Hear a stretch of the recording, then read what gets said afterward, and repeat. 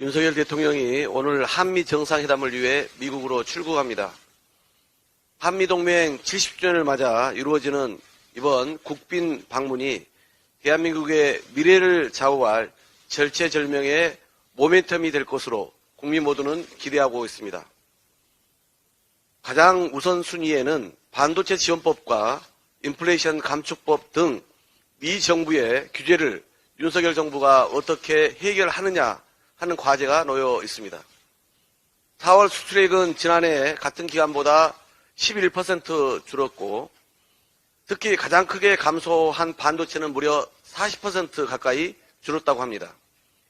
반도체가 7개월 연속 큰 폭으로 하락하면서 무역 적자 상황이 계속되고 있고 그나마 이를 보완해 온 자동차는 미 정부가 전기차 보조금 지원 대상에서 우리나라 기업을 모두 배제하면서 우리 수출의 양날개나 다름없는 반도체, 자동차 산업 모두 심각한 위기에 처해 있습니다.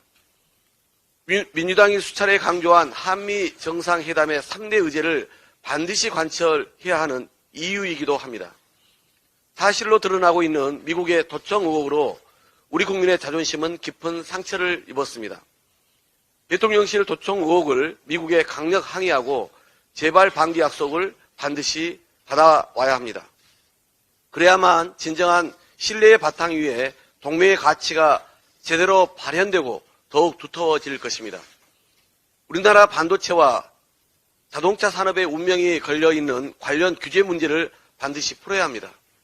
윤석열 대통령의 우크라이나 전쟁 무기 지원 및 대만 관련 발언이 파장이 커지면서 러, 중 외교부의 거센 반발은 물론 북핵 위기는 그 어느 때보다 고조되고 있습니다. 우크라이나 전쟁에 포탄 등 살상무기 지원 불가 원칙 천명을 통해서 순방전에 부적절한 언급으로 점화된 우크라이나 군사 지원 리스크 역시 반드시 해소해야 합니다. 국익을 위한 분명한 성과를 요구하는 것은 바로 국민의 뜻입니다. 윤석열 대통령이 국민의 불안과 우려를 불식시키고 결실을 맺기 위해서는 보다 치밀한 외교 노력이 필요합니다. 극심하게 요동치는 세계, 영원한 적도, 영원한 친구도 없는 불확실하고 불안정한 세계에서는 맹목적 믿음이 아닌 정확한 분석과 유연하고 기민한 대응 역량이야말로 국익에 부합합니다. 이를 바탕으로 국익을 최우선으로 한 당당한 외교를 펼치기를 바랍니다. 그렇다면 국민의 뜻에 따라 민주당도 초당적으로 협력하고 지원할 것입니다. 국민의 삶이 점점 더 어려워만 가는데도 여당이 민심을 외면한 채 4월 마지막 본회의마저 대통령의 심기만 유하는 유인심 국회를 만들려 해서는 안 됩니다. 민주당은 27일 본회의에서 국민이 바라는 양특검법과 직회부대 민생 법안들을 반드시 매듭짓겠습니다. 우리 당은 국회 법제사법위원회에서 50억 클럽 특검법을 의결하지 않거나 김건희 특검법을 상정하지 않으면 두 법안을 신속 처리 안건으로 지정하겠다고 분명하게 밝혔습니다. 국민 10명 중 7, 8명이 찬성하는 50억 클럽 특검법은 국민의힘이 직접 법사위원회에 상정을 요구하기도 했습니다. 김건희 여사 의혹도 국민 60%가 특검 도입을 요구하고 있습니다.